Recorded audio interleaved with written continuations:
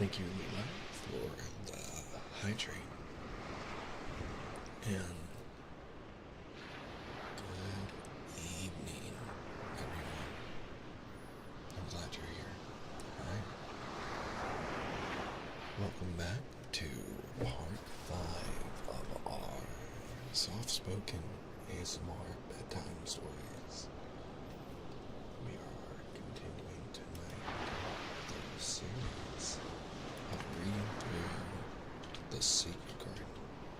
There's some free click-clacks and stuff with the computer. So I say hi, hello, and also make sure my shadows are working. There you go. I know some people pay really, like, a lot of money for those click-clacks, so but you get them for free. I won't slurp bitch. But number one intro today. I wasn't here Monday. I decided to take the day off, but my birthday is Saturday. So if you're not a part of the Discord, definitely join and see what we have in store.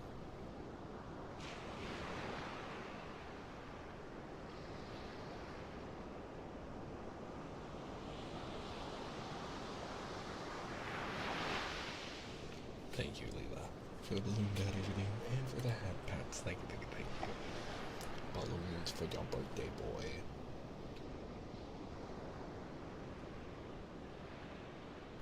Okay, I have my coffee. I have the microphone exactly where I want it to be. I have all the chats up. Again, whenever I don't stream at my usual times, I just get a little discombobulated. But let's go ahead and dive in. We're at chapter 18 in the story so far. We didn't get too far last time. We usually go through about 5 or 6 chapters, but we didn't do that last time. I needed a little bit of a shorter stream. Very stressed, very tired. So, but I believe everyone has been. So, I'm glad to be hanging out with all of you now. Let's go ahead and dive into our reading of The Secret Garden, chapter 18. Thy munnet waste no time. Of course, Mary did not waken early the next morning. She slept late because she was tired. And when Martha brought her breakfast, she told her that though Colin was quite quiet, he was ill and feverish, as he always was after he had worn himself out with a fit of crying. Mary ate her breakfast slowly as she listened. Let's see, my audio's awesome. You say it's wrong accent. He says he wishes they would please go and see him as soon as they can, Martha said. It's queer what a fancy he's today. They did give it to him last night for sure, didn't ya? Nobody else would have dared to do it. Eh, poor lad. He's been spoiled till salt won't save him. Mother says it's the worst things as can happen to a child is never to have his own way, or always to have it. She doesn't know which is the worst. I was in a fine temper myself though. But he says to me when I went into his room, please, ask Miss Mary, she'll please come and talk to me. Think I'm saying please. Where you going, miss?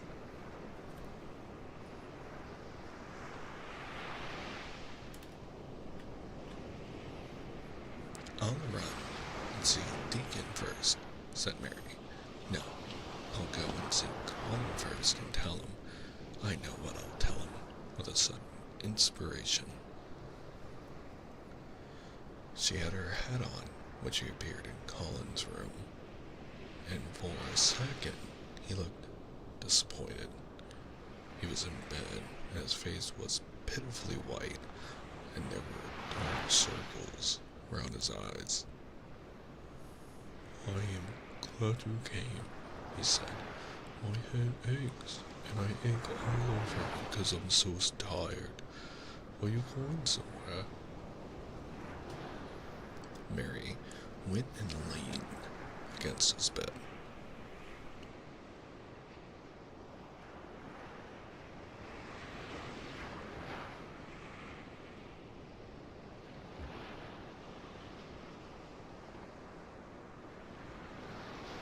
Just naughty on my end.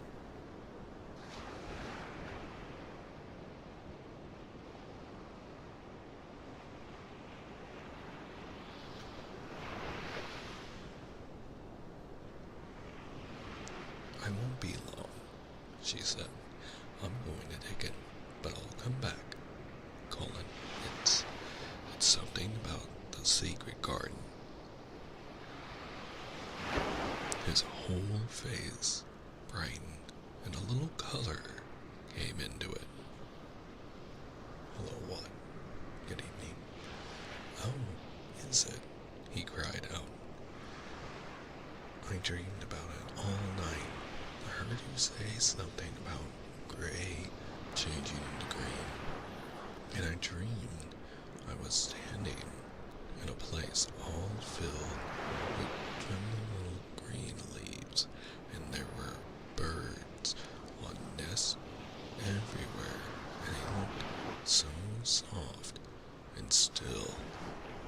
I'll lie and think about it until you come back. Also, please let me know if the audio levels need any adjusting whatsoever.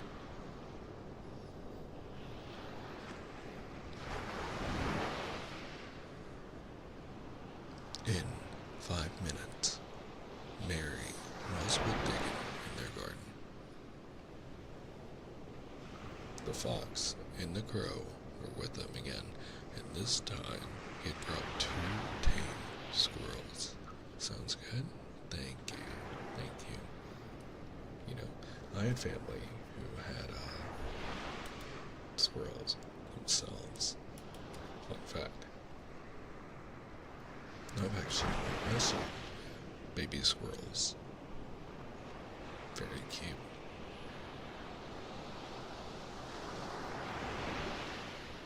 I came over on the pony this morning, he said. Hey, he's the good little chap. Jump is. I brought these 2 in my pockets. This here one, he's called Nut. Excuse me. For some reason, the ringer on my phone was on. I brought these 2 in my pockets. This here one, he's called Nut, and this here other one is called Shell. When he said Nut, one squirrel leaped onto his right shoulder, and when he said Shell, the other one leaped onto his left shoulder. When they sat down on the grass with Captain curled at their feet, Soot solemnly listening on a tree, and Nut and Shell nosing about close to them. It seemed to Mary that it would be scarcely bearable to leave such delightfulness, but when she began to tell her story, somehow the look in Dickens' funny face gradually changed her mind. She could see he felt sorrier for Colin than she did him. He looked up at the sky and all about him.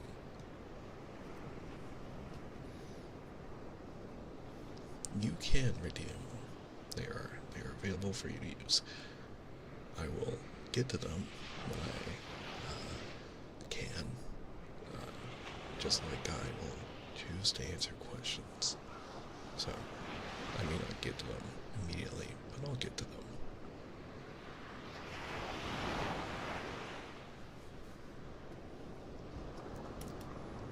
No worries. Thank you for asking.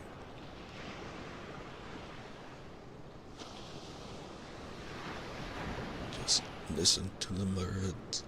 The world seems full of them, all whistling and piping, he said. Look at them darting about, and hearkening and calling to each other. Come springtime, seems like as if all the world's calling. The leaves is uncurling, so you can see 'em, and my word, the nice smells there is about. Sniffing with his heavy turned-up nose. On that poor lad, lying shut up and seeing so little that he gets to thinking of things that sets him screaming.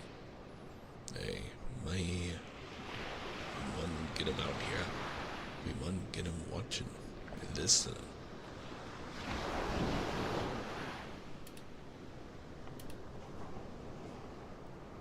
And sniffing up the air and get him just swooped through with sunshine. And we mustn't lose no time about it. When he was very much interested, he often spoke quite broad Yorkshire, though at other times he tried to modify his dialect so that Mary could better understand. But she loved his broad Yorkshire and had in fact been trying to learn to speak it herself, so she spoke a little now. That one, she said, which meant, yes, indeed, we must. I'll tell thee what us do first, she proceeded, and Dick and grinned, because when the little wench tried to twist her tongue into speaking Yorkshire, it amused him very much. He's took a gradly fancy to thee. He wants to see thee, and wants to see Soot and Captain. When I go back to the house to talk to him, I'll ask him if I canna come and see him tomorrow morning, and bring the creatures with thee. And then, in a bit, when there's more leaves out, and happen a bud or two, we'll get him to come out, and I shall push him in his chair, and we'll bring him here and show him everything. When she stopped, she was quite proud of herself. She had never made a long speech in Yorkshire before, and she had remembered very well. I mun talk a bit about Yorkshire like that to Mr. Cullen, Dick and chuckled. That'll make him laugh, and there's not as good for ill folk as laughing is. Mother says she believes as half an hour's good laugh every morning would cure a chap as would make him ready for typhus fever. I'm going to talk Yorkshire to him this very day, said Mary, chuckling to herself. The garden had reached the time when every day and every night it seemed as if magicians were passing through it, drawing loveliness out of the earth and the bows with wands. It was hard to go away and leave it all, particularly as night had actually crept onto her dress, and Shell had scrambled down the trunk of the apple tree they sat under and stayed there looking at her with inquiring eyes. But she went back to the house, and when she sat down close to Colin's bed, he began to sniff, as Dickon did, though not in such an experienced way. You smell like flowers and fresh things, he cried out quite joyously. What is it you smell of? It's cool and warm and sweet all at the same time. It's the wind from the moor, said Mary. It comes sitting on the grass under a tree with Dickon, and with Captain and Suit and Nut and Shell. It's the springtime, and out of doors, and sunshine smells so greatly.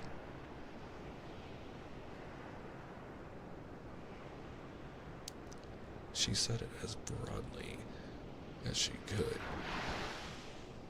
and you do not know how broadly Yorkshire sounds until you have heard someone speak it. Colin began to laugh. "What are you doing?" he said. "I never heard you talk like that before. How funny it sounds." "I'm giving thee a bit of Yorkshire," answered Mary triumphantly.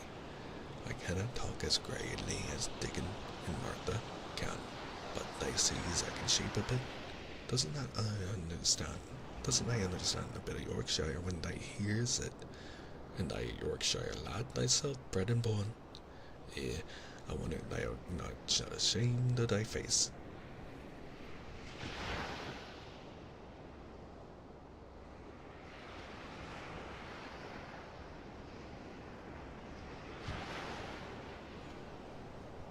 And then she began to laugh too, and they both laughed until they could not stop themselves. And they laughed until the room echoed, and Mrs. Medlock, opening the door to come in, drew back into the corridor and stood listening amazed. "Well, upon my word," she said, speaking rather broad Yorkshire herself, because there was no one to hear her, and she was so astonished. "Ever heard that? Whoever on earth would thought it?" There was so much to talk about. It seemed as if Colin could never hear enough of Dickon and Captain and Suit and Nut and Shell and the pony whose name was Jump. Mary had run round into the wood with Dickon to see Jump. He was a tiny little shaggy moor pony with thick locks hanging over his eyes, and with a pretty face and a nuzzling velvet nose. He was rather thin, with living on more grass, but he was as tough and wiry as if the muscle in his little legs had been made of steel springs. He had lifted his head and whinnied softly the moment he saw Dickon, and he had trotted up to him and put his head across his shoulder. And then Dickon had talked into his ear, and Jump had talked back in odd little whinnies and puffs and snorts. Dickon had made him give Mary his small front hoof and kiss her on her cheek with his velvet muzzle. "Does he really understand everything Dickon says?" Colin asked. "It seems as if he does," answered Mary. "Dickon says anything will understand if you're friends with it for sure, but you have to be friends for sure." Colin lay quiet a little while, and his strange gray eyes seemed to be staring at the wall, but Mary saw he was thinking. "I wish I was friends with things," he said at last, "but I'm not. I never had anything to be friends with, and I can't bear people." "Can't you bear me?" asked Mary. "Yes, I can," he answered. "It's very funny, but I even like you." "Ben Weatherstaff said I was like him," said Mary. "He said he'd warn. We both got the same nasty tempers. I think you were like him too. We are all three alike. You and I and Ben Weatherstaff," he said, We were neither of us much to look at, and we were as sour as we looked. But I don't feel as sour as I used to be before I knew the Robin and Dickon. Did you feel as if you hated people? Yes, answered Mary without any affection. I should have detested you if I'd seen you before I saw the Robin and Dickon. Colin put out his thin hand and touched her. Mary, he said, I wish I hadn't said what I did about sending Dickon away. I hated you when you said he was like an angel, and I laughed at you, but perhaps he is.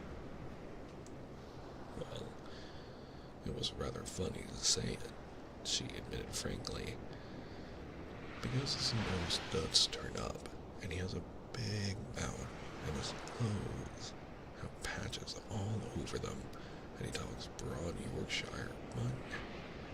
But if an angel did come to Yorkshire and live on the moor, if there was a Yorkshire angel, I believe he'd understand the green things and know how to make them grow, and he would know how to talk to the wild creatures as Dickon does, and they know he was friends, for sure.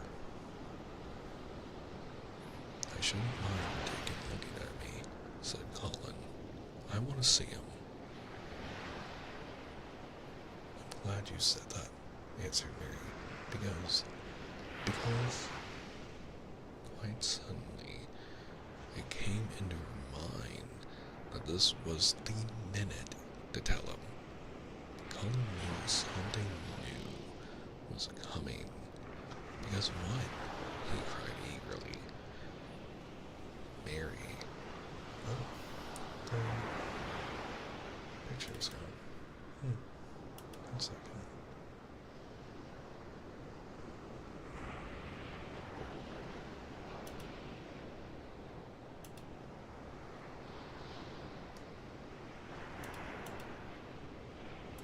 Also, I will do the tearing now.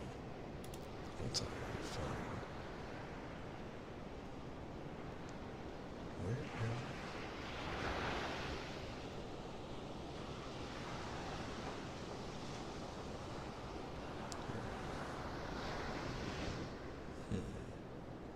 1 second. There it is. Just had to refresh it. But I see we have a tear in your front, so there you go. Well, some tearing for you.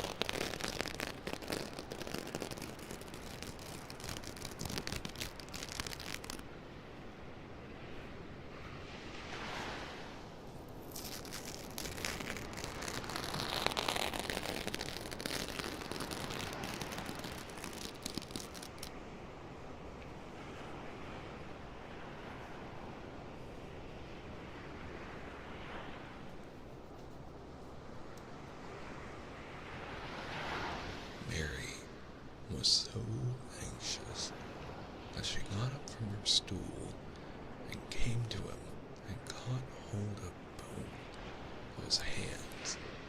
Can I trust you? I trusted Dickon because birds trusted him. Can I trust you? For sure. For sure, she implored.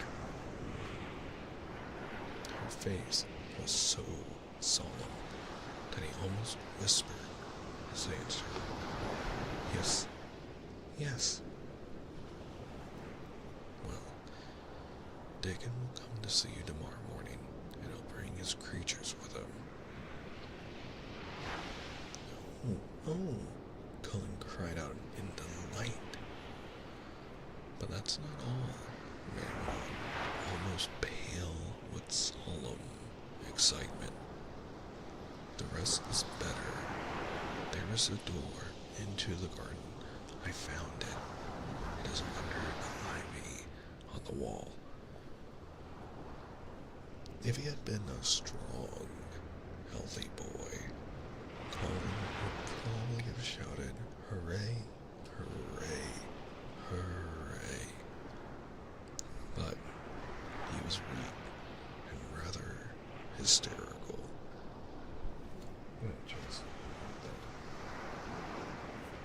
Just curious about how this sounds.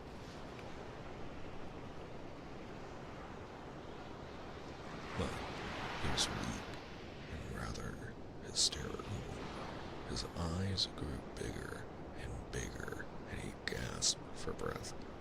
I like this sound setting a little bit more. I feel like what I had it set on was catching a little bit too much of the higher end of my voice. So I think this works better. Only nerds would probably, well, sound nerds probably wouldn't notice the difference. But I hope you like it.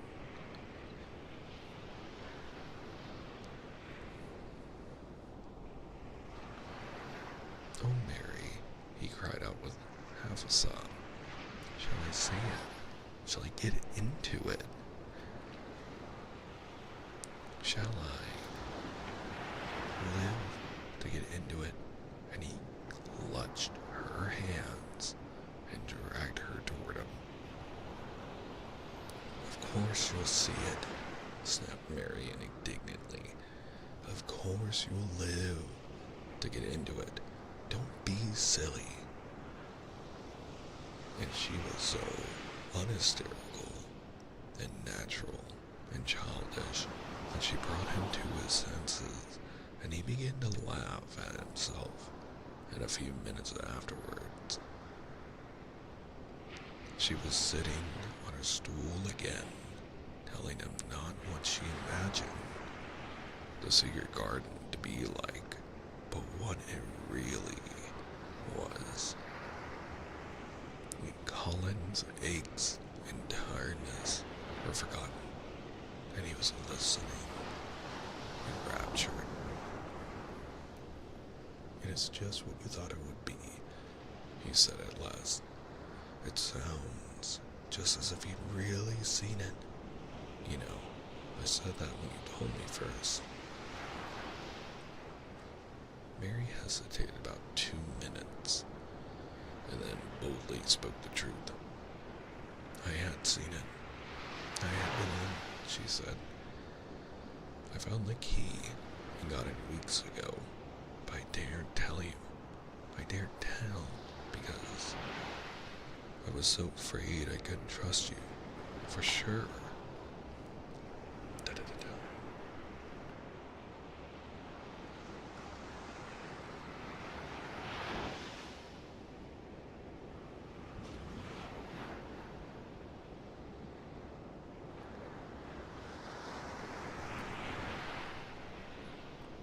Chapter 9. It has come. Of course, Dr. Craven had been sent for the morning after Colin had his tantrum. He was always sent for at once when such a thing occurred, and he always found, when he arrived, a white, shaken boy lying on his bed, sulky and still so hysterical that he was ready to break into fresh sobbing at the least word. In fact, Dr. Craven dreaded and detested the difficulties of these visits. On this occasion, he was away from Misselthwaite Manor until afternoon. "How is he?" he asked Mrs. McCulloch, rather irritably, when he arrived. "He will break a blood vessel in one of those fits some day. The boy is half insane with hysteria and self-indulgence." "Well, sir," answered Mrs. Medlock, "you'll scarcely believe your eyes when you see him. That plain, sour-faced child that's almost as bad as himself has just bewitched him. How she's done it, there's no telling. The Lord knows she's nothing to look at, and you scarcely ever hear her speak. But she did what none of us dare do.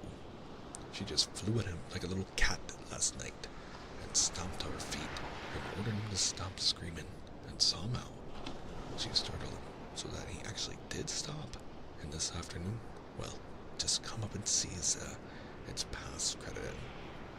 I like that phrase. The scene which Dr. Craven beheld when he entered his patient's room was indeed rather astonishing to him. As Mrs. Medlock opened the door, he heard laughing and chattering. Colin was on the sofa in his dressing gown, and he was sitting up quite straight, looking at the picture in one of the garden books, and talking to the plain child, who at that moment could scarcely be called plain at all, because her face was so glowing with enjoyment. "Those long spires are blue ones. We'll have a lot of those," Colin was announcing. "They're called delphiniums. Dickens says they're larkspurs made big and grand," cried Mistress Mary. "There are clumps there already." Then they saw Dr. Craven and stopped. Mary became quite still, and Colin looked fretful. "I'm sorry to hear you were ill last night, my boy," Dr. Craven said a trifle nervously. He was a rather nervous man. "I'm better now, much better," Colin announced, or answered, rather like a Raja. "I'm going out in my chair in a day or two if it's fine. I want some fresh air."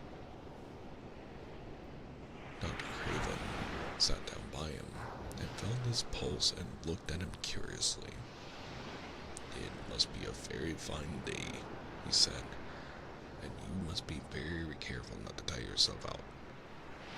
"Fresh air won't tire me," said the young Raja, as there had been occasions when the same young gentleman had shrieked aloud with rage and had insisted that fresh air would give him cold and kill him. It is not to be wondered that his doctor felt somewhat startled. "I thought you did not like fresh air," he said. "I don't when I am by myself," replied the Raja, "but my cousin is going out with me." "And the nurse, of course," suggested Dr. Craven. "No, I will not have the nurse," so magnificently that Mary could not help remembering how the young native prince had looked with his diamonds and emeralds and pearls stuck all over him, and the great rubies on the small dark hand he had waved to command his servants to approach with salams and receive his orders.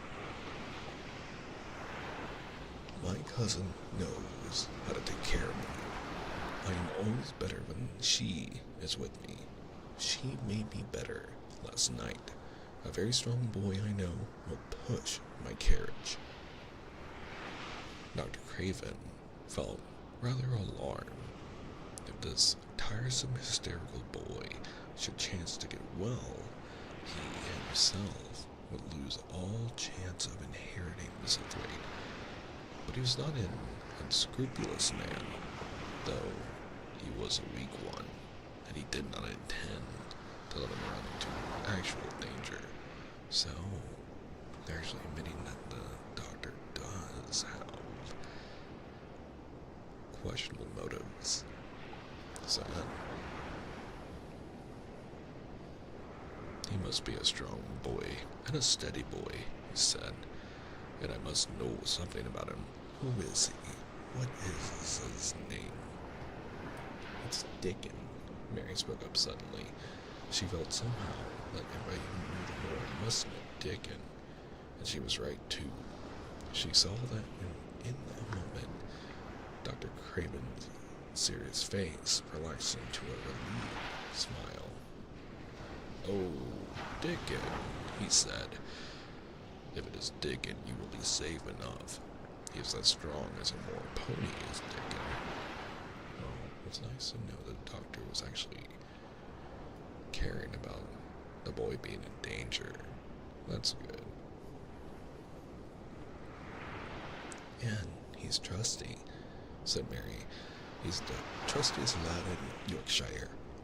She had been talking Yorkshire to Colin, but she forgot herself. Did Deacon teach you that?" asked Dr. Craven, laughing outright. "I'm learning it as if it was French," said Mary rather coldly. "It's like a native dialect in India. Very clever people try to learn them. I like it, and so does Colin."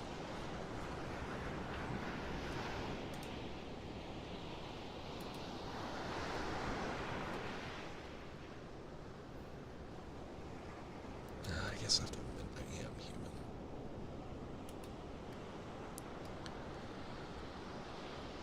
Well, he said. "If it amuses you, perhaps, it won't do you any harm. Did you take your bromide last night, Colin?" "Bromide?" I have to remember if that's actually a medicine. "No," Colin answered. "I wouldn't take it at first, and after Mary made me quiet, she talked me to sleep in a low voice about the spring creeping into a garden."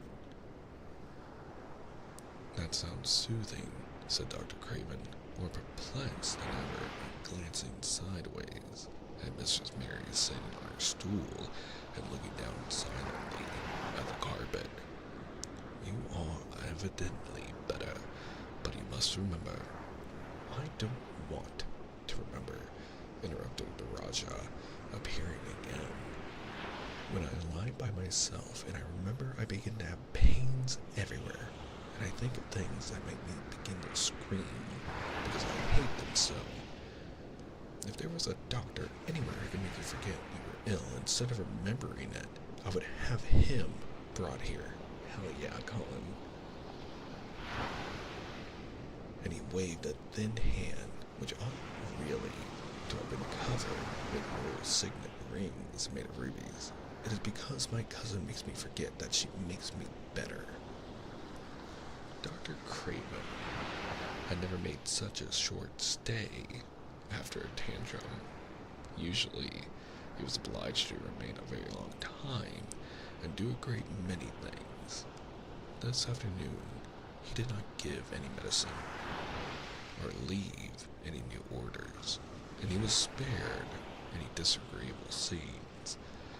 When he went downstairs, he looked very thoughtful, and when he talked to Mrs. Medlock in the library, she felt that he was a much puzzled man.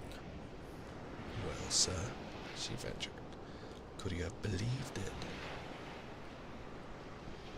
"It is certainly a new state of affairs," said the doctor, "and there's no denying it is better than the old one." "I believe Susan's word is right. I do that," said Mrs. Medlock. "I stopped in a cottage on my way to Thwaite yesterday, and had a bit of talk with her, and she says to me, 'Well, Sarah Ann, she mayn't be a good child, and she mayn't be a pretty one, but she's a child, and children need children. We went to school together, Susan, Sowerby and me.'" She's the best sick nurse I know, said Dr. Craven. When I find her in a cottage, I know the chances are that I shall save my patient. Mrs. Medlock smiled. She was fond of Susan Sowerby. She's got a way with her, has Susan. She went on quite volubly. I've been thinking all morning of one thing she said yesterday. She says, once I was giving the children a bit of a preach after they were fighting. I says to them all, when I was at school, my geography told us the world was shaped like an orange, and I found out before I was 10 that the whole orange doesn't belong to nobody. No one owns more than his bit of a quarter, and most of the times it seems like there's not enough quarters to go around.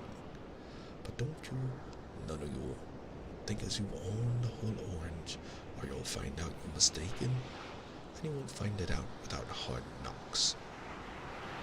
What children learns from children, she says, is that there's no sense in grabbing at the whole orange, peel and all. If you do, you'll likely not even get even the pips, and them's too bitter to eat.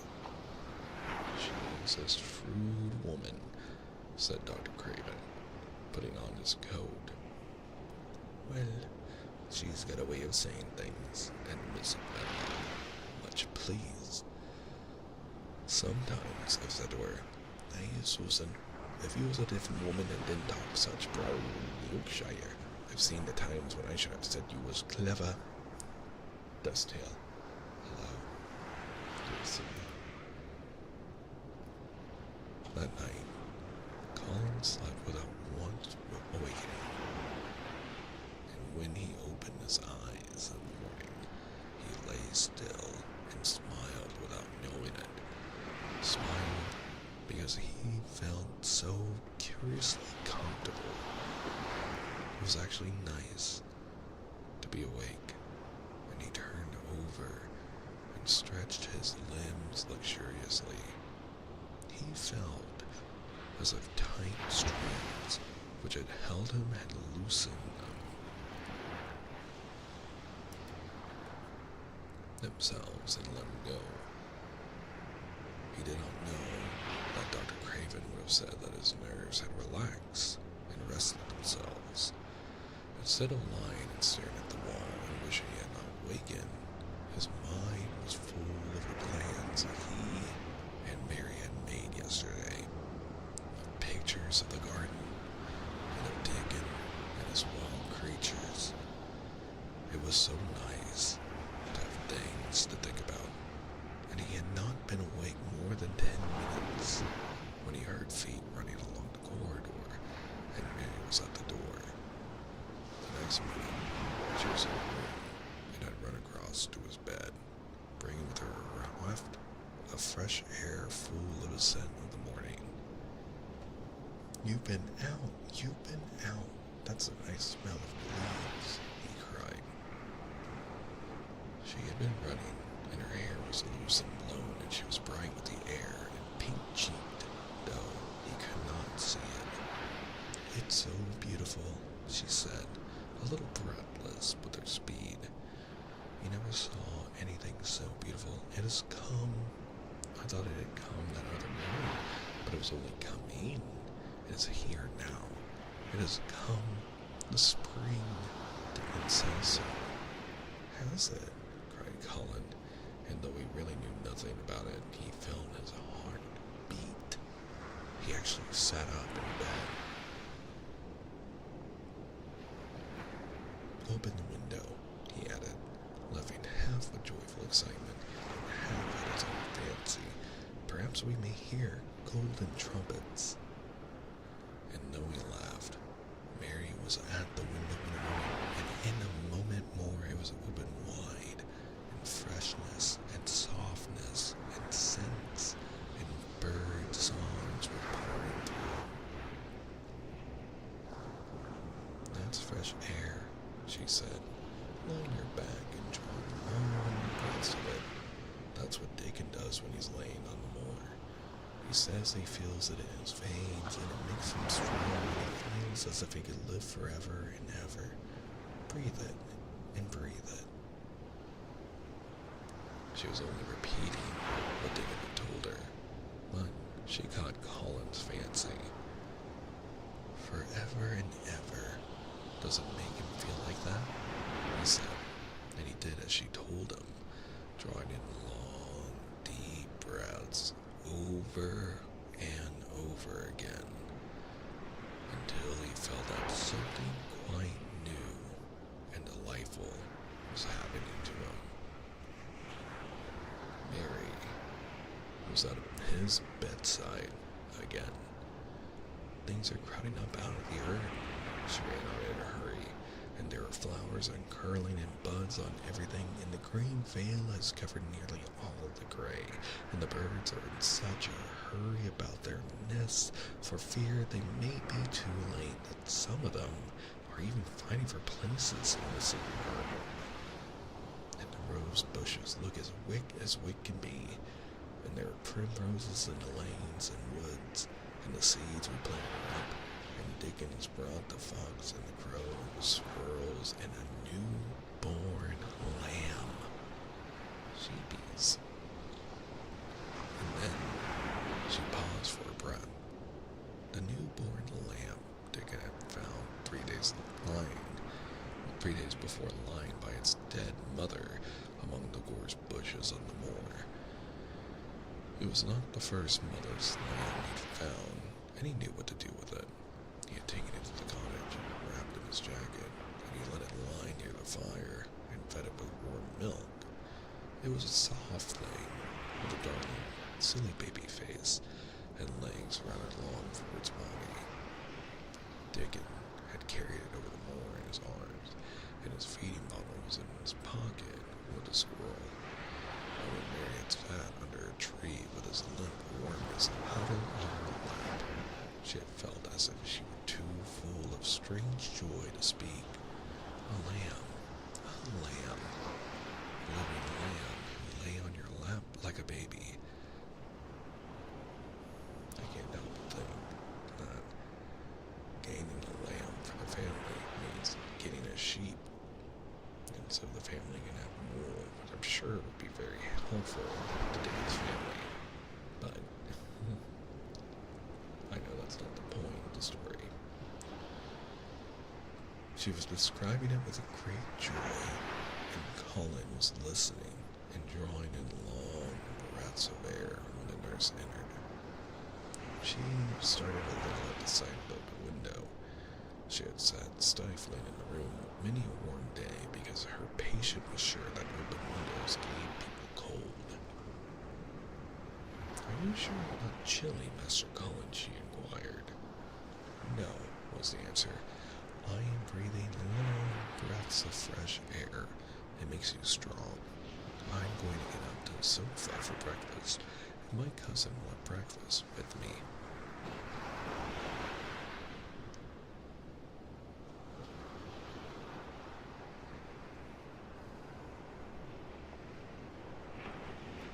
The nurse went away, concealing a smile, to give the order for 2 breakfasts. She found the servants' hall a more amusing place than in the invalid's chamber, and just now everybody wanted to hear the news from upstairs. There was a great deal of joking about the unpopular young recluse who, as the cook said, had found his master in good form. The servants' hall had been very tired of the tantrums, and the butler, who was a man with a family, had more than once expressed his opinion that the invalid would be all the better for a good hiding. Jeez. When Colin was on his sofa, and the breakfast for 2 was put upon the table, he made an announcement to the nurse in his most Raja-like manner. "A bull and a fox and a crow and 2 squirrels and a newborn lamb are coming to see me this morning. I want them brought upstairs as soon as they come," he said. "You are not to begin playing with the animals in the servants' hall and keep them there. I want them Immerse gave a slight gasp and tried to conceal it with a cough. Yes, sir, she answered. I'll tell you what you can do, added Colin, waving his hand. You can tell Martha to bring them here. The boy is Martha's brother. His name is Dickon, and he is an animal charmer. I hope the animals won't mind, Mr. Colin, said the nurse. I told you he was a charmer, said Colin austerely. Charmers' animals never bite. There are snake charmers in India, said Mary, and they can put their snakes' heads in their mouths. Goodness, shuddered the nurse.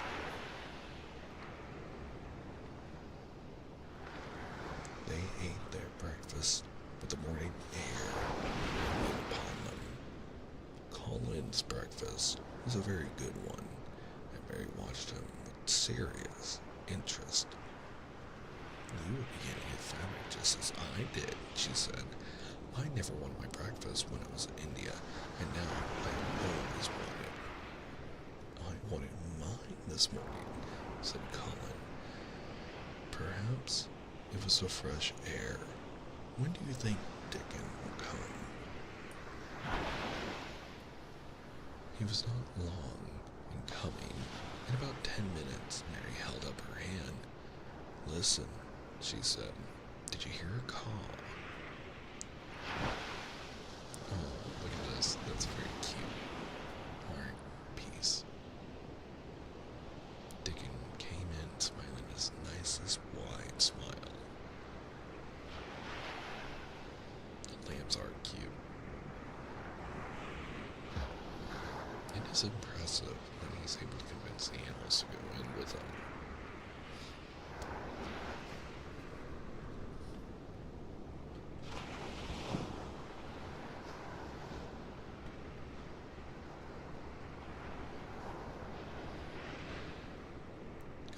Listened and heard it, the oddest sound in the world to hear inside a house.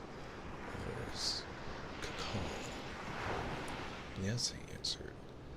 That soon, said Mary. Listen again. Do you hear a bleat? A tiny one. Oh, yes, cried Colin, quite flushing. That's the newborn lamb, said Mary. He's coming. Dickon's moorland boots were thick and clumsy, and though he tried to walk quietly, they made a clumping sound as they walked through the long corridors. Mary and Colin heard him marching, until he passed through the tapestry door onto the soft carpet of Colin's own passage. If you please, announced Martha, opening the door. If you please, here's Dickon and his creatures. Dickon came smiling his nicest wide smile. The newborn lamb was in his arms, and the little red fox trotted by his side. Nut sat on his left shoulder, and Sue on his right, and Shell's head and paws peeped out of his coat pocket. Colin slowly sat up and stared as he had stared when he first saw Mary, but this was the stare of wonder and delight. The truth was that in spite of all he had heard, he had not in the least understood what this boy would be like. And while his fox and crow, and his squirrels and his lamb were so near to him by his friendliness that they seemed almost to be a part of himself. And Colin had never talked to a boy in his life, and he was so overwhelmed by his own pleasure and curiosity that he did not even think to speak. But Dickon did not feel the least shy or awkward. He had not felt embarrassed because the crow had not known his language and only stared and had not spoken to him for the first time they met. Creatures were always like that until they found out about you. They walked over to Colin's sofa and put the newborn lamb quietly the little creature turned to the warm velvet dressing gown and began to nuzzle and nuzzle into its folds, and butt its tight curled head with soft impatience against the side. Of course, no boy could have helped speaking then. "What is it doing?" cried Cullen. "What does it want?" "It wants its mother," said Dick, smiling more and more. "I brought it to thee a bit hungry, because I knew they'd like to see it fade." He knelt down by the sofa and took a feeding bottle from his pocket. "Come on, little," he said, turning the small, woolly white head with a gentle brown hand. "This is what they's after. They'll get more out of this than they will out of silk velvet coats. There now." And he pushed the rubber tip of the bottle into the nuzzling mouth, and the lamb began to suck on it with ravenous ecstasy. After that, there was no wondering what to say.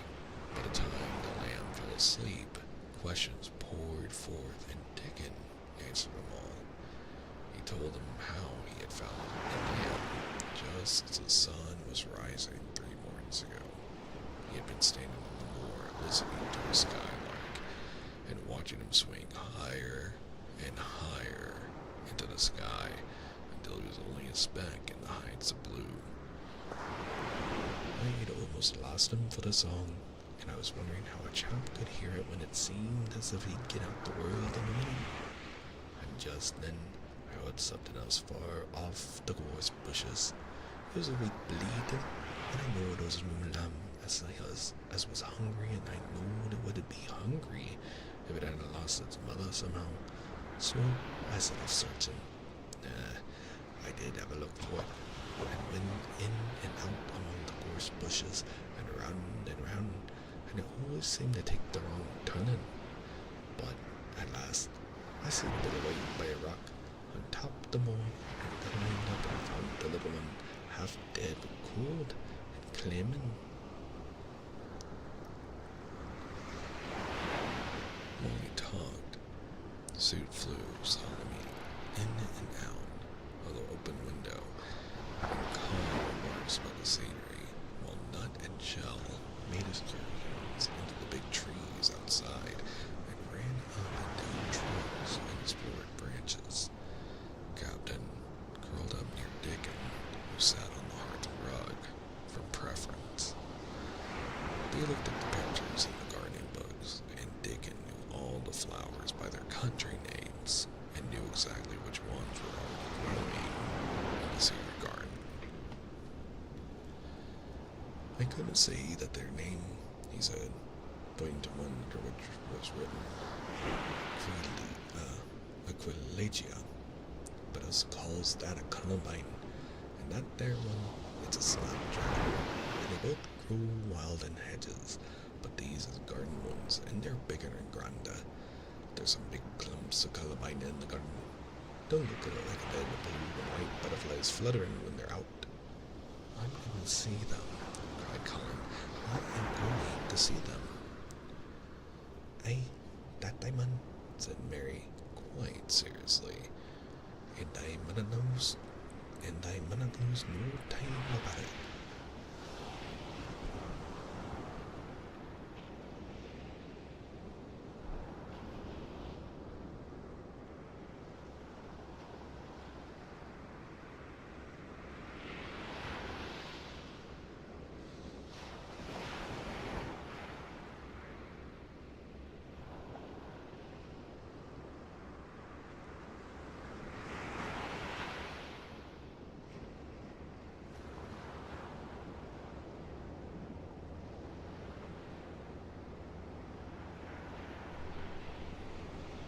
Chapter 20. I shall live forever and ever and ever.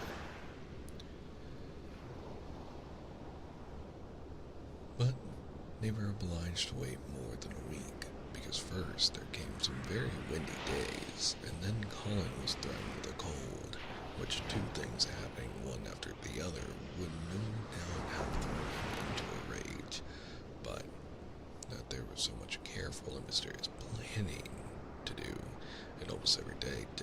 in.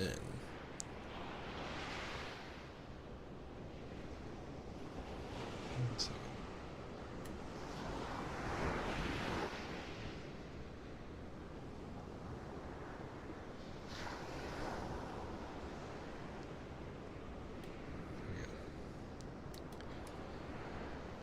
Almost every day, Dickon came in, if only for a few minutes, to talk about what was happening on the moor, and in the lanes and hedges and on the borders of streams.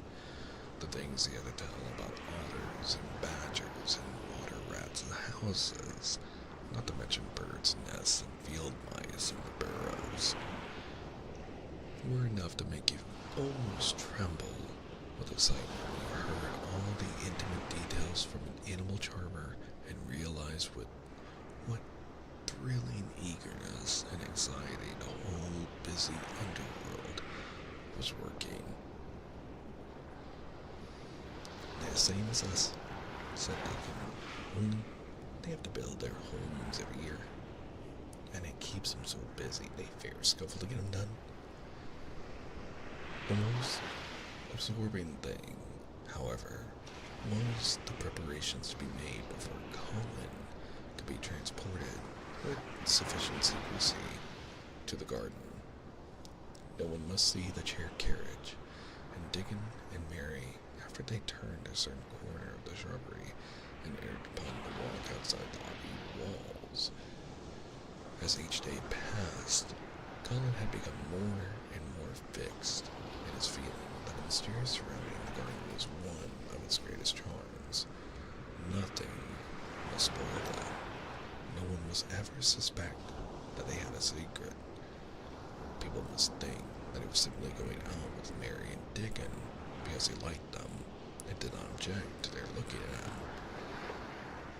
They had long and quite delightful talks about their realm. They would go up this path, and down the one, down that one, and cross the other, and go round among the fountain flower beds, as if they were looking at the bedding out plants that gardener, Mr. Roach, had been having arranged. That would seem such a rational thing to do, that no one would think it at all mysterious. They would turn into the shrubby walks and lose themselves until they came to the long walls. It was almost as serious and elaborately thought out as the plans of march made by great generals in time of war. Rumors of the new and curious things which were occurring in the invalid's apartment had, of course, filtered through the servants' hall into the stable yards and out among the gardeners. But notwithstanding this, Mr. Roach was startled one day when he received orders from Master Colin's room to the effect that he must report himself in the apartment no outsider had ever seen, as the invalid himself desired to speak to him. Well, he said to himself as he hurriedly changed his coat. What's to do now? His Royal Highness. That wasn't to be looked at calling up a man he's never set eyes on. Mr. Roach was not without curiosity. He had never caught even a glimpse of the boy, and had heard a dozen exaggerated stories about his uncanny looks and ways and his insane tempers. The thing he had heard oftenest was that he might die at any moment, and there had been numerous fanciful descriptions of a humpback and helpless limbs given by people who had never seen him. Things are changing in this house, Mr. Roach, said Mrs. Medlock, as she led him up the back staircase to the corridor onto which opened the hitherto mysterious chamber. Let's hope they're changing for the better, Mrs. Medlock, he answered. They couldn't well change for the worse, she continued, and realizing how it is, there's them as finds their duties made a lot easier to stand up under. Don't these guys, Mr. Roach, if you find yourself in the middle of a menagerie and Martha Sarab's digging more at home than you or me could ever be. There really was a sort of magic about digging, as Mary always privately believed. When Mr. Roach heard his name, he smiled quite leniently. He'd be at home in Buckingham Palace or at the bottom of a coal mine, he said. And yet, he's not Edwin's leader either. He's just fine, is that lad. It was perhaps well he had been paired, or he might have been startled when the bedroom door was open. A large crow was seen quite at home perched on the high back of a carved chair, announced the entrance of a visit by saying, "Caw, caw," quite loudly. In spite of Mrs. Medlock's warning, Mr. Roach only just escaped being sufficiently undignified to jump backwards. The young Rajah was neither in bed nor on a sofa. He was sitting in an armchair, and a young lamb was standing by him, shaking his tail and feeding him information as Dickon knelt, giving it milk from its bottle. A squirrel was perched on Dickon's back, attentively nibbling a nut. The little girl from India was sitting on a big footstool, looking on. "Here is Mr. Roach, Master Colin," said Mrs. Medlock. The young Rajah turned and looked his circle over. At least, that was what the head gardener felt happen. "Oh, you are Roach, are you?" he said. "I sent for you to give you some very important orders." "Very good, sir," answered Roach, wondering if he was to receive instructions to fell all the oaks in the park, or to transform the orchids in orchards into water gardens. "I am going out in my chair this afternoon," said Colin. "If the fresh air agrees with me, I may go out every day. When I go, none of the gardeners are to be anywhere near the long walk by the garden walls. No one is to be there. I shall go out about 2 o'clock, and everyone must keep away until I send word that they may go back to their work." "Very good, sir," replied Mr. Roach, much relieved to hear that the oaks might remain and that the orchards were safe.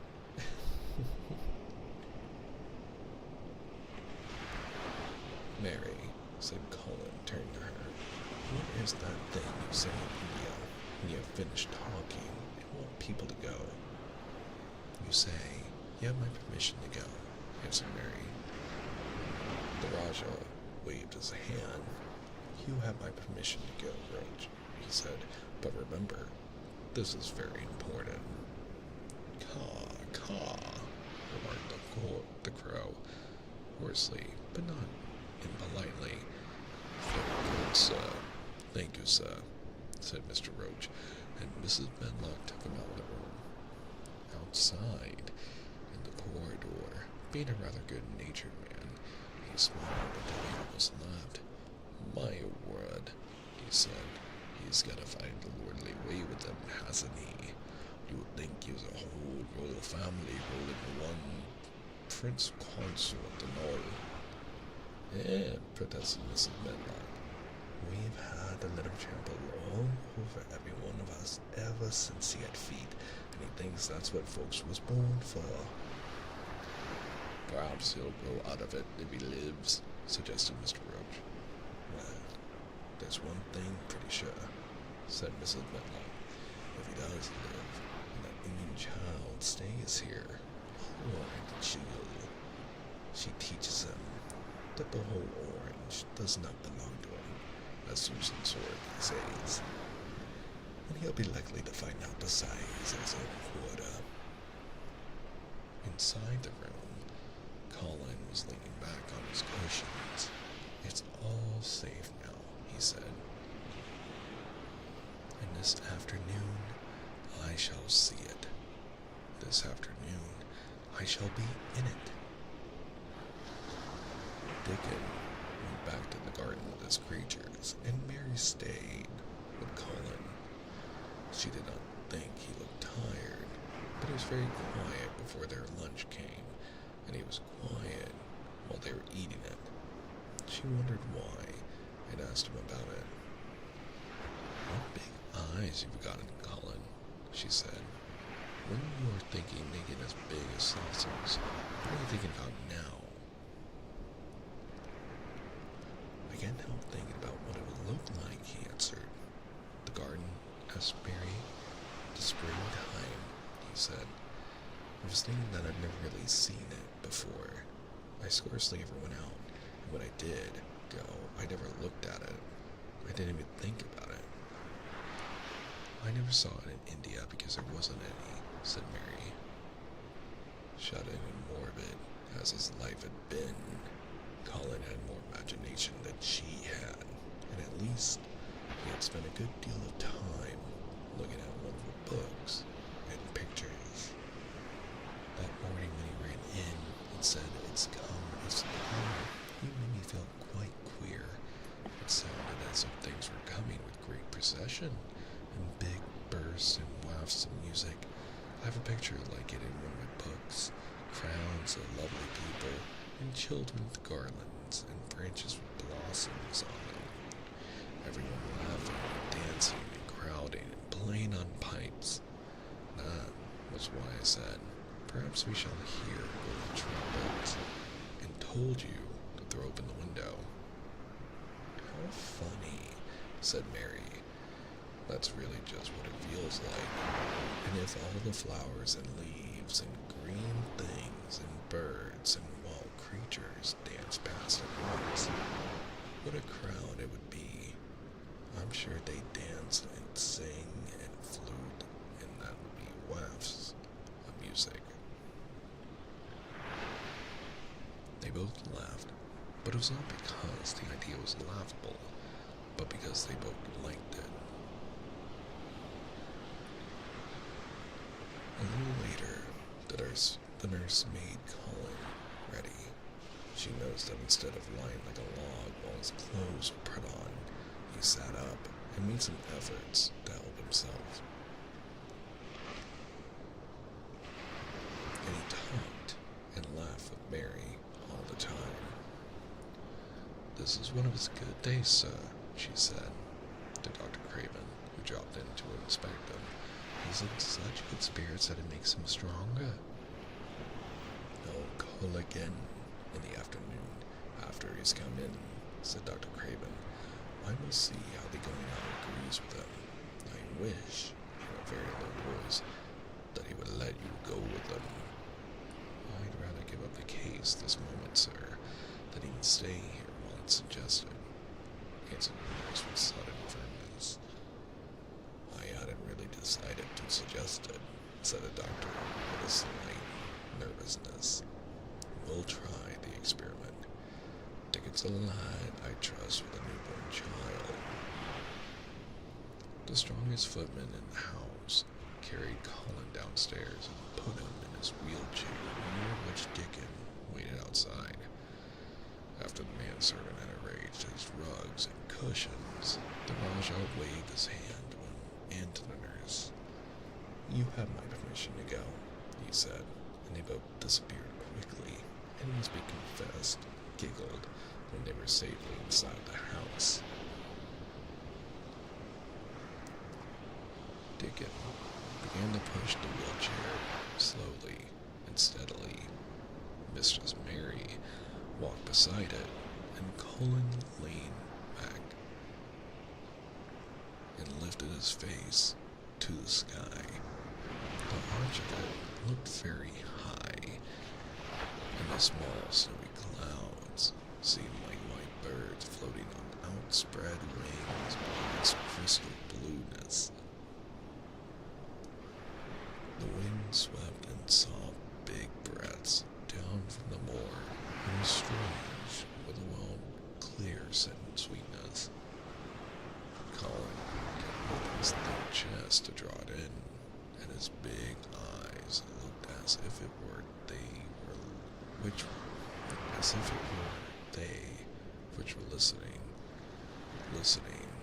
instead of his ears. There are so many sounds of singing and humming and calling out, he said. What is that scent the puffs of wind bring? It's worse than the moor that's open out, answered Dickon, and the bees are at it wonderful today. Not a human creature was to be caught sight of in the paths they took. In fact, every gardener or gardener's lad had been witched away, but they wound in and out among the shrubbery and out and round the fountain beds, following their carefully plain route for the mere mysterious pleasure of it. But when at last they turned into the long walk by the ivied walls, the excited sense of an approaching thrill made them, for some curious reason, they could not explain, begin to speak in whispers. This is it, breathed Mary. This is where I used to walk up and down and wonder and wonder. Is it? Cried Colin, and his eyes began to search the ivy with eager curiousness. But I can see nothing, he whispered. There's no door. That's what I thought, said Mary. Then there was a lovely, breathless silence, and the chair wheeled on. That is the garden where Ben Weatherstaff works, said Mary. Is it? Said Colin. In a few yards more, and Mary whispered again.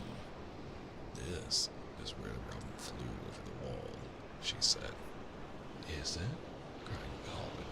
Oh, I wish you'd come in. And that, said Mary with solemn delight, pointing under a big lilac bush, is where he perched on a little heap of earth and showed me the key. Then Colin sat up. Where? There? He cried, and his eyes were as big as wolves in Red Riding Hood, when Red Riding Hood felt called upon to remark on them. Dickon stood still, and the wheelchair stopped.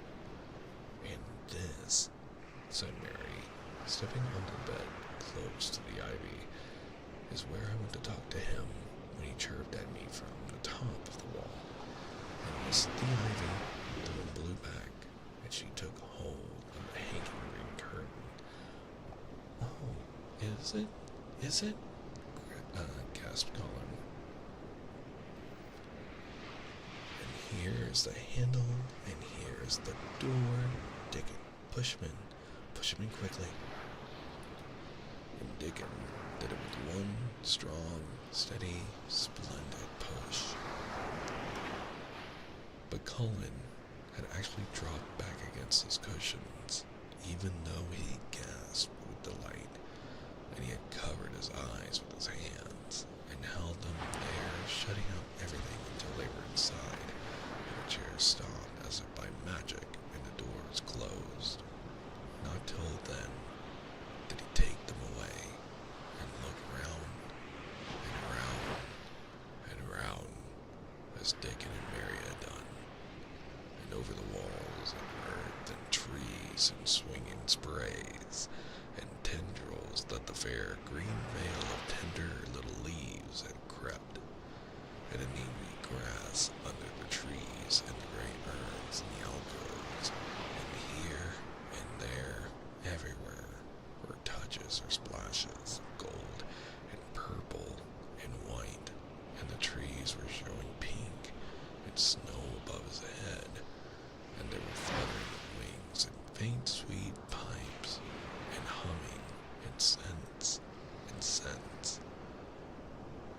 And the sun fell warm upon his face like a hand with a lovely touch, and in wonder Mary and Dickon stood and stared at him.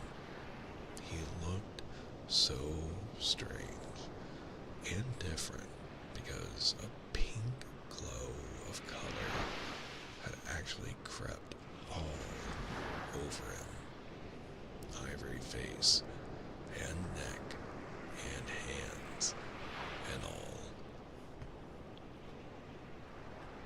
I shall get well, I shall get well, he cried out. Mary, Dickon, I shall get well, and I shall live forever and ever and ever.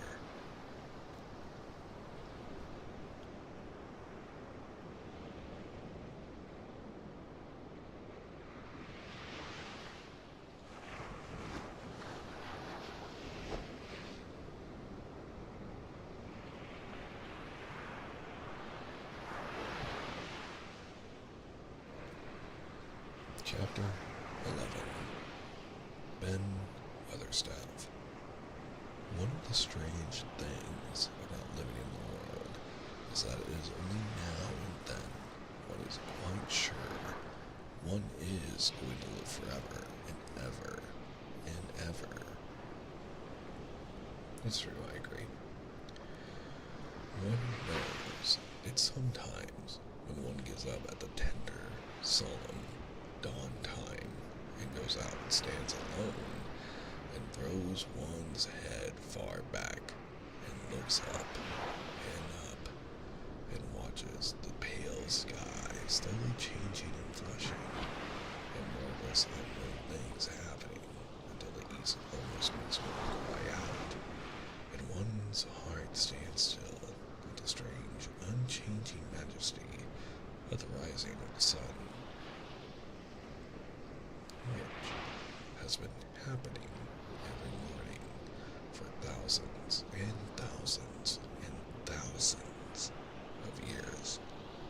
One knows it then, for a moment or so, and one knows it sometimes when one stands by oneself in a wood at sunset, and the mysterious deep gold still goes slanting through and under the branches seems to be saying slowly again and again something one cannot quite hear, however much one tries.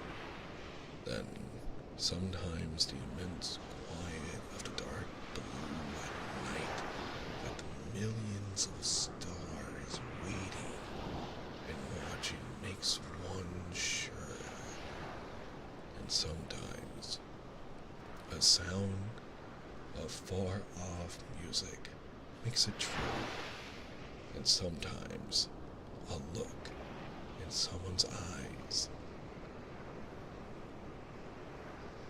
It was like that with Colin when he first saw and heard and felt the springtime inside the four high walls of a hidden garden. That afternoon, the whole world seemed to devote itself to being perfect and radiantly beautiful and kind to one boy. Perhaps out of pure heavenly goodness, the spring came and crowded everything it possibly could into that one place. More than once, Dickon paused in what he was doing and stood still with a sort of growing wonder in his eyes, shaking his head softly. It is greatly, he said. I'm 12, going on 13, and there's a lot of afternoons in 13 years. But seems to me like I never seed one as greatly as this one. Aye, it is greatly one, said Mary, and she sighed for mere joy. I'll warrant it's the greatest one as ever was in this world. Dost I think, said Colin, with dreamy carefulness. As habit it was made, low-key, this here all the purpose for me? My word, cried Mary admiringly. That there's a bit of your good Yorkshire. Thy herd's shaping first rate. They aren't. And the light rained.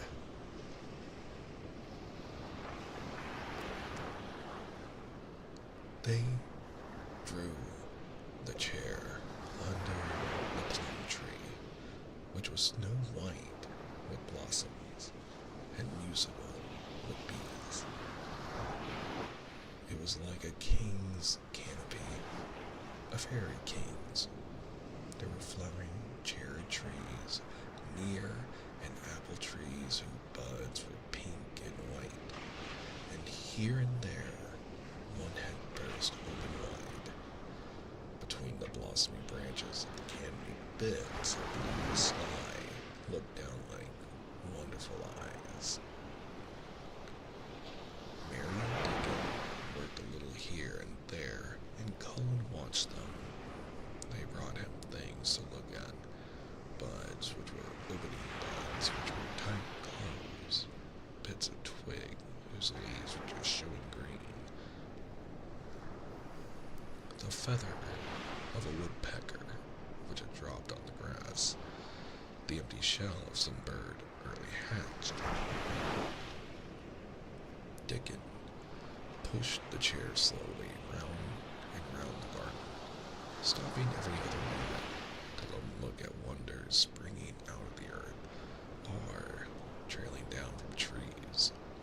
It was like being taken in state round the country of a magic king and queen and shown all the mysterious riches it contained. I wonder if we shall see the robin, said Colin. I'll see him often now after a bit, answered Dickon. When the eggs hatches out that little chap, he'll be kept so busy it'll make his head swim. They'll see him flying backward and forward, carrying worms nigh as big as himself, and that much noise going on in the nest when he gets there is fair flusters him so as he scarce knows which big mouth to drop the first piece in, and gaping beaks and spokes on every side. Mother says as when she sees the work a robin has to keep them gaping beaks filled, she feels like she was a lady with nothing to do. She says she's seen the little chaps when it seemed like the sweat must be dropping off 'em, though folks can't see it.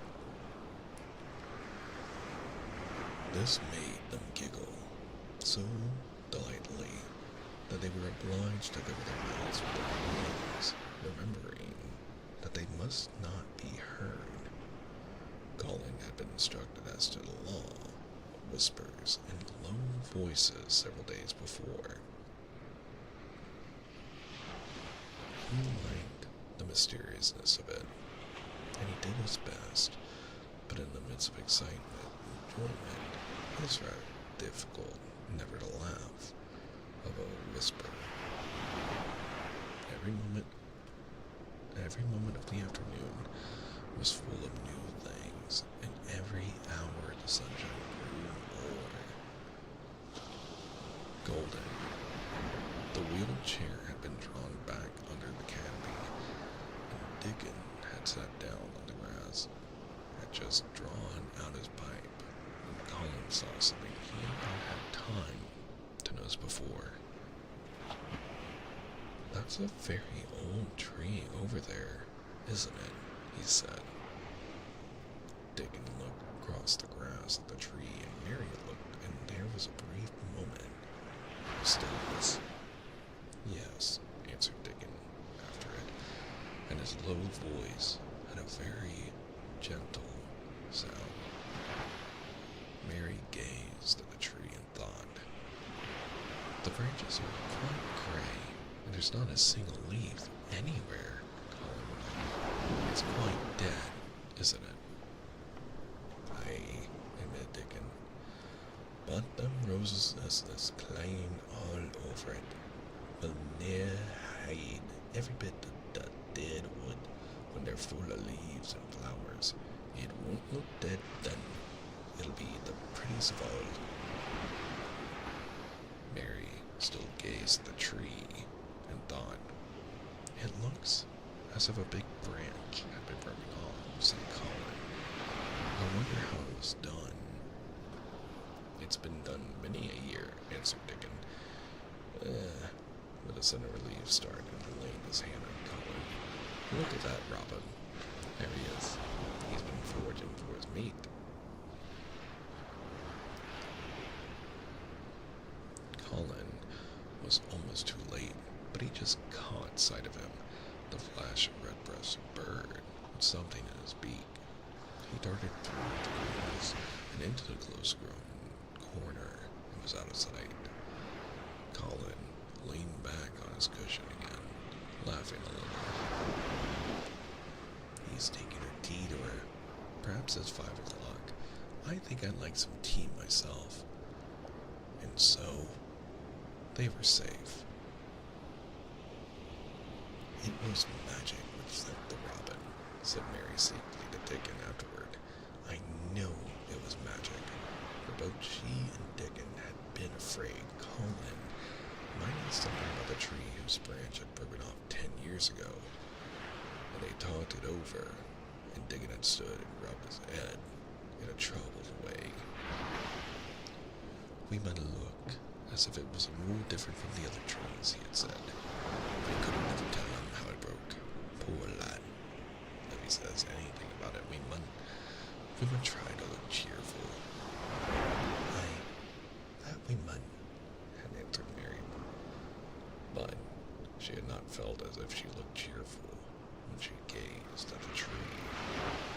She wondered and wondered in those few moments if there was any reality in that other thing Dickon had said. He had gone on rubbing his rust-red hair in a puzzled way, but a nice, comforted look had begun to grow in his blue eyes. Mrs. Craven was a very lovely young lady, he had gone on rather hesitantly.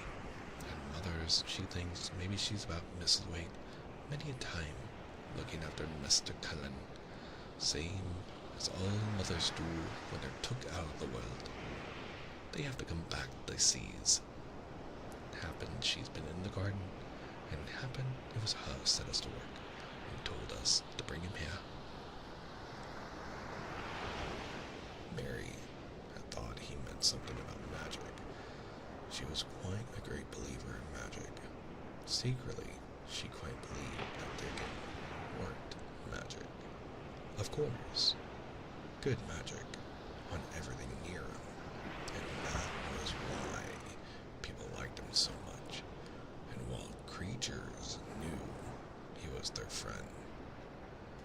She wondered, indeed, if it were not possible that his gift had brought the robin just at the right moment when Colin had asked that dangerous question. She felt that his magic was working all the afternoon and making Colin look like an entirely different boy.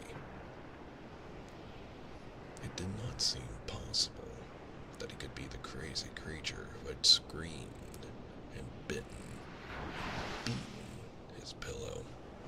Even his ivory whiteness seemed to change. The faint glow of color which had shown on his face and neck and hands when he first got inside the garden really never quite died away.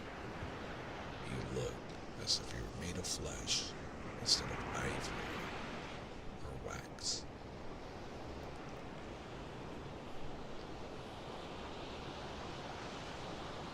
Have a good night, and thank you so much for hanging out with us.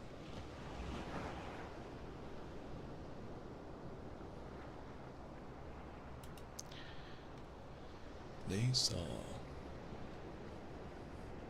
the robin carry food to his room 2 or 3 times, and it was so suggestive of afternoon tea that Colin felt that they must have some. Go make one of the men servants bring some a basket to the rhododendron walk. One second, he said, and then you and Dickon can bring it here.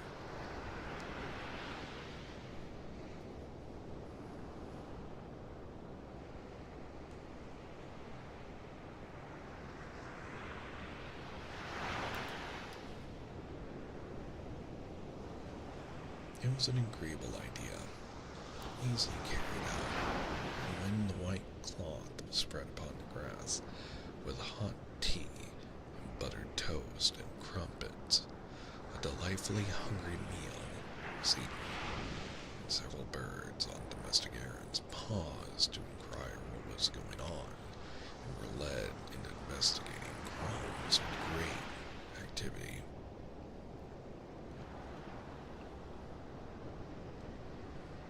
Nut and Shell whisked up trees with pieces of cake, and Soot took the entire half of a buttered crumpet into a corner and pecked at it and examined and turned it over and made hoarse remarks about it until he decided to swallow them all joyfully in one gulp.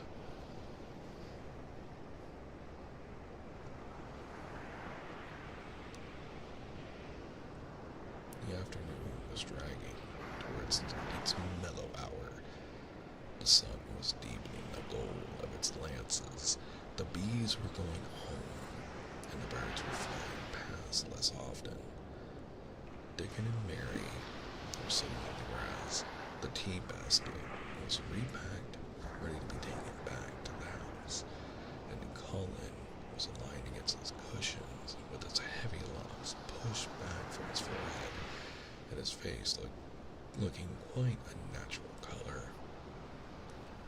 "I don't want this afternoon to go," he said, "but I shall come back tomorrow, and the day after, and the day after, and the day after." "There'll be plenty of fresh air, won't you?" said Mary. "I'm going to get nothing else," he answered. "I've seen the spring now, and I'm going to see the summer. I'm going to see everything grow here. I'm going to grow here myself." "That I will," said Deacon. "Us'll have thee walking about here and digging same as other folk before long." Colin flushed tremendously. "Walk," he said. "Dig? Shall I?"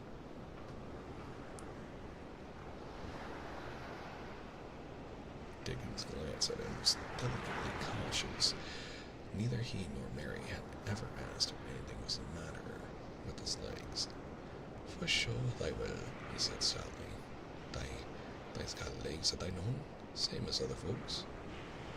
Mary was rather frightened until she heard Colin's answer. "Nothing really ails them," he said, "but they are so dead and weak. They shake so that I'm afraid to try to stand on them." Both Mary and Dickon drew a relieved breath. "When I stops being afraid, don't stand on them," Dickon said with renewed cheer. "And now stop being afraid in a bit." "I shall," said Colin, and he lay still, as if he were wondering about things. They were really very quiet for a little while. The sun was dropping lower.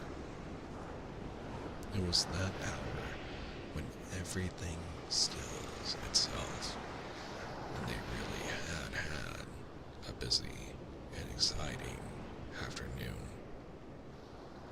Colin looked as if he were resting luxuriously. Even the creatures had ceased moving about and had drawn together and were resting near them. Soot had perched on a low branch and drawn up one leg and dropped the gray film drowsily over his eyes. Mary privately thought he looked as if he might snore in a minute, which it is cute how early in the afternoon animals tend to go to bed, It's a rather peaceful life if you think about it. I think about this often. A world that runs more on natural light than it does on electric sun. In the midst of the stillness, it was rather startling when Colin half lifted his head and exclaimed aloud, suddenly alarmed, whisper, "Who is that man?" Dickon and Mary scrambled to their feet. "Man?" they both cried in low, quick voices. Colin pointed to the high wall. "Look," he whispered excitedly. "Just look." Mary and Dickon wheeled about and looked. There was Ben Weatherstaff's indignant face glaring at them over the wall from the top of a ladder. He actually shook his fist at Mary. "If I wasn't a Matilda, and I was a wench of mine," he cried, "I'd give thee a hiding." He mounted another step threateningly, as if it were his energetic intention to jump down and deal with her. But as she came toward him, he evidently thought better of it and stood on the top of the ladder, shaking his fist down at her. "I never thought much of thee," he harangued. "I couldn't abide thee the first time I set eyes on thee. A scrawny, buttermilk-faced young besom, alas, asking questions and poking my nose where it wasn't wanted. I never knowed how thy got so thick with me. If it hadn't have been for the robin, drat him." "Ben Weatherstaff," called out Mary, finding her breath. She stood below him and called up to him with a sort of gasp. "Ben Weatherstaff, it was the robin who showed me the way." Then it did seem as if Ben really would scramble down on her side of the wall. He was so outraged. "That young Baran," he called down at her, "lying my bands on a robin, not but what he's impotent enough on anything. Him showing thee the way, him, thy young nowt." She could see his next words burst out because he was overpowered by curiosity. "However, in this world did I get in?"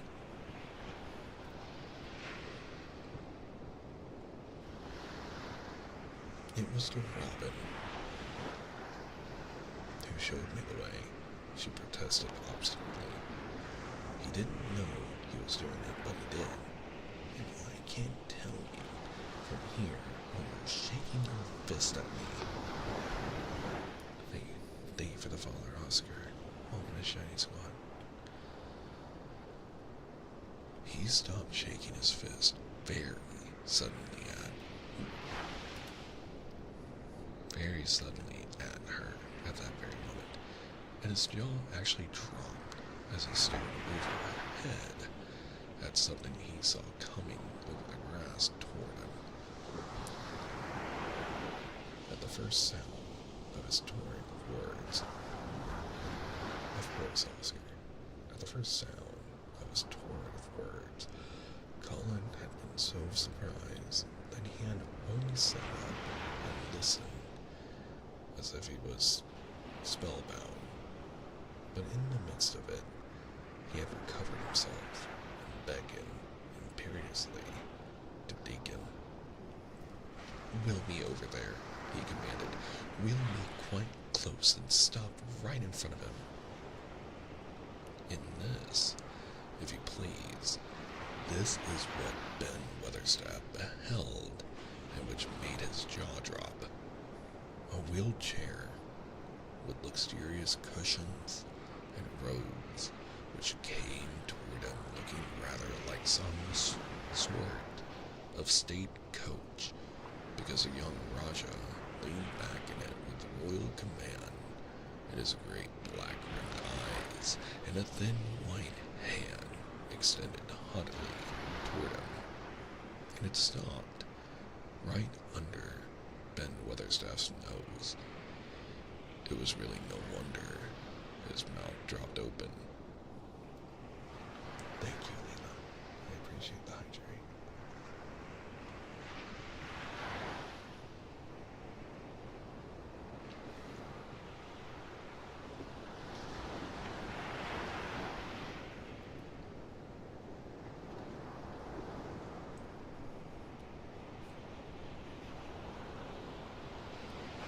Do you know who I am? Demanded the Raja. How Ben Weatherstaff stared. His red old eyes fixed themselves on what was before him, as if he were seeing a ghost. He gazed and gazed and gulped a lump down his throat and did not say a word. Do you know who I am? Demanded Colin, still more imperiously. Answer.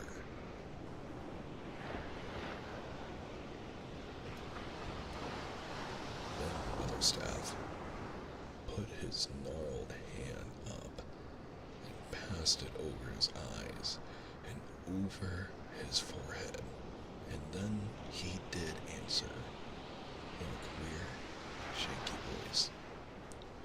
Who will thou art? He said. That I do.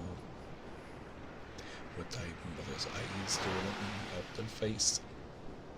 Lord knows how they came here. But thou the poor cripple? Colin forgot that he had ever had a back. His face flushed scarlet, and he sat bolt upright. I am not a cripple, he cried out furiously. I'm not.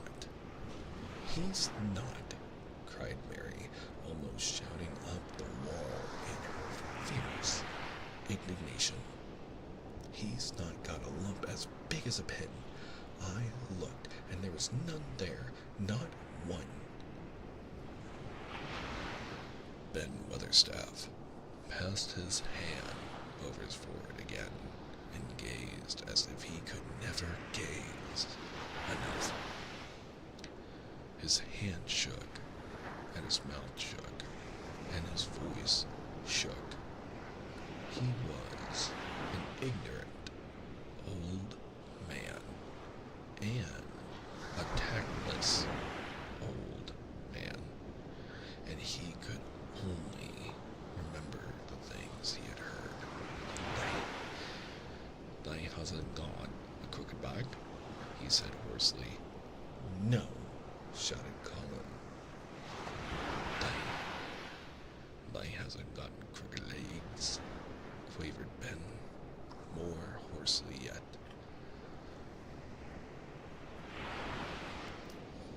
It was too much. The strength which Colin usually threw into his tantrums rushed through him now in a new way. Never yet had he been accused of crooked legs, even in whispers, and the perfectly simple belief in their existence, which was revealed by Ben Weatherstaff's voice, was more than Raja flesh and blood could endure. His anger and insulted pride made him forget everything but this one moment, and filled him with a power he had never known before, and almost a natural strength. Why has my disappeared? Excuse me.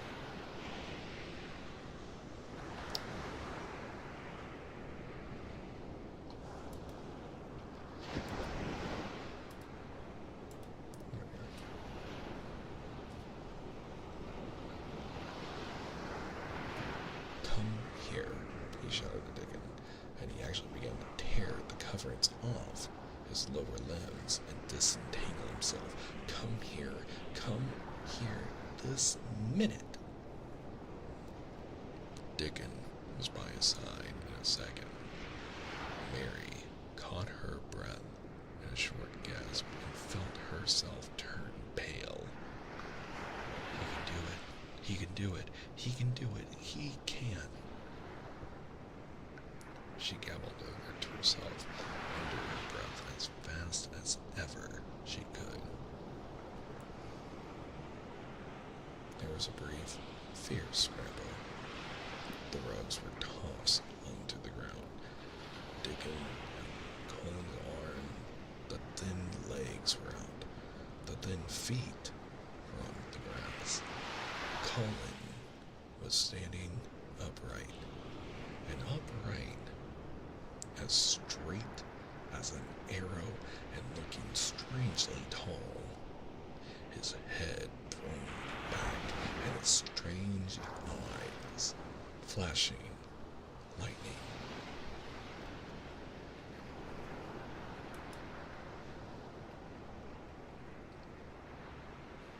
Look at me, he flung up at Ben Weatherstaff. Just look at me, you. Just look at me. He's as straight as I am, cried Dickon. He's as straight as any lad in Yorkshire. What Ben Weatherstaff did, Mary thought queer, beyond measure. He choked and gulped, and suddenly tears ran down his weathered, wrinkled cheeks as he struck his old hands together. Aye, he burst forth, the lies for tales. Thou as thin as a lath, and as white as a wraith, but there's not a knob on thee. Thou'lt make a mon yet, God bless thee.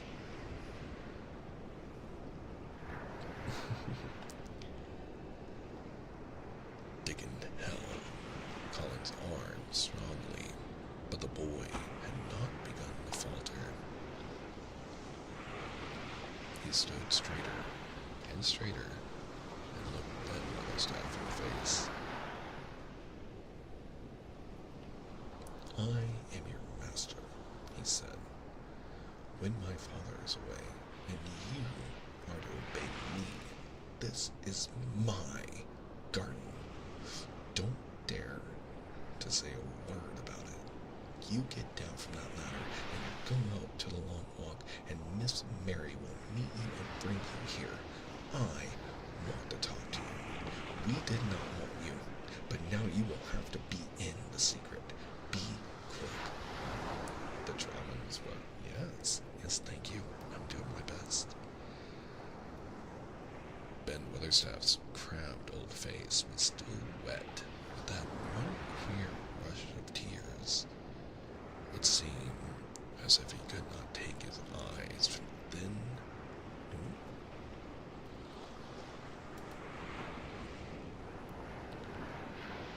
we're getting to the last few pages of the story. Well, the last leg of the book. How exciting. Oh, am I human? I don't know. I was a human. Can you eat one? Colin, sitting on his feet with his head thrown back. Hey, lad, he almost whispered. Hey, my lad. And then, remembering himself, he suddenly touched his hat burner fashion and said, yes, sir, and obediently disappeared as he descended the ladder.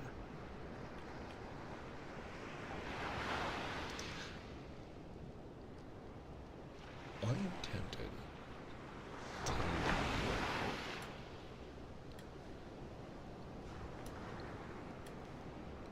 leave it here for the night, and I think I will.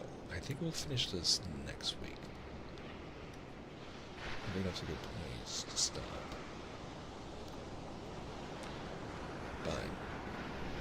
is going to be the end of our stream for the night. For everyone over on YouTube and for everyone here, I do keep an ASMR playlist that saves every VOD and every progression of readings. So, if this is your first time being here, feel free to subscribe over on YouTube. It's the same name that's over here on Twitch, and you can go back and start at part 1. This is currently the fifth part, part 5 of reading, and I think we should finish this on Thursday. If you're here for ASMR, we'll be back Thursday at 9 p.m. Eastern Standard Time, which we hope to finish this reading. Until then, good night, you two. And for our friends over